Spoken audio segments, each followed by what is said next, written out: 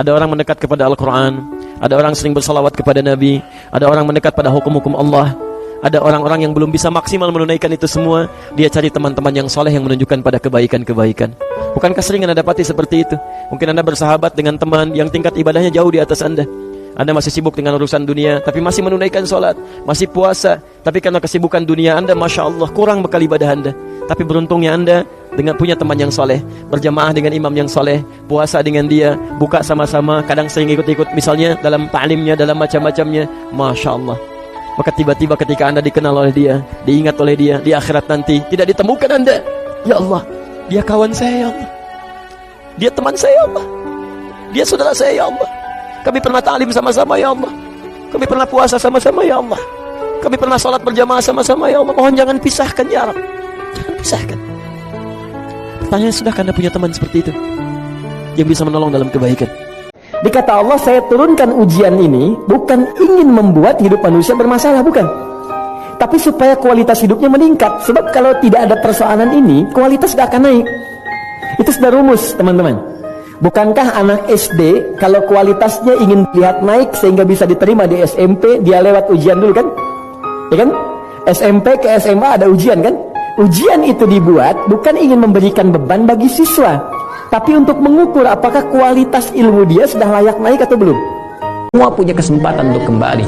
Makanya saya sering katakan, Allah sangat mencintai para pelaku maksiat yang gemar bertobat dibandingkan orang soleh yang tidak pernah merasa salah. Ya, jadi saya support teman-teman saudaraku ini atau saudariku, ya kembali kepada Allah, ya, dan tutup semua, jangan diungkap kemana-mana. Kalau sudah berdosa, taubat kita kepada Allah, minta maaf kalau terkait dengan hak-hak manusia. Setelah minta maaf, berbuat lebih baik terus, dan lupakan itu semua, berbuat lebih baik sampai kita merasakan kebaikan itu nikmat dilakukan. Itu halawatul iman namanya.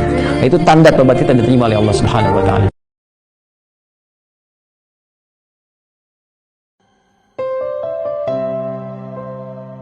Kalau kita yakin nih, udah berserah diri sama Allah, gimana cara Allah nolong kita?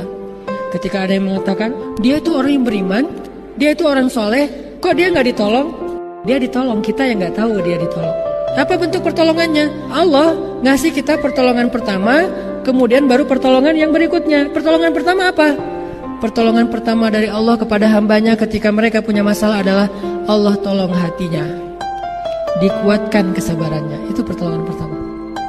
Gak langsung drop off, gak, dikuatkan kesabaran dia, sehingga walaupun dia tetap mendapatkan ujian itu, hatinya tetap tenang, dia tetap kuat, dia tetap tabah, dia tetap sabar. Itulah pertolongan paling ajaib yang Allah berikan kepada hambanya. Jadi kalau kita punya satu keinginan, punya satu, bahkan mungkin bukan hope tapi wish, sesuatu yang kadang-kadang kayak gak kebayang kita bisa gak sih?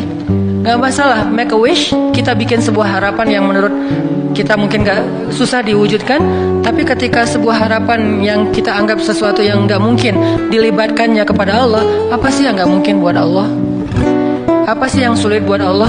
Bukankah semuanya itu ada dalam pengaturan Allah? Biyadihil mulk. Arti biyadihil mulk, semuanya itu dalam kekuasaan Allah Subhanahu wa taala.